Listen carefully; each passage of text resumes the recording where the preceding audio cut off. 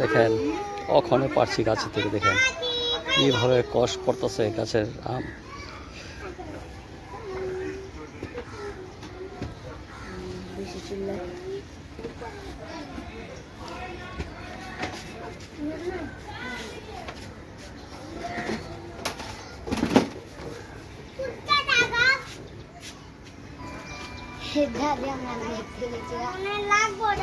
এর গাছের আম বাতাসে পড়ে যায়, তার জন্য আমগুলা নেট দিয়ে বেঁধে রাখছি। দেখেন গাছ পাকা আম, গাছে আম পাকতেছে। দেখেন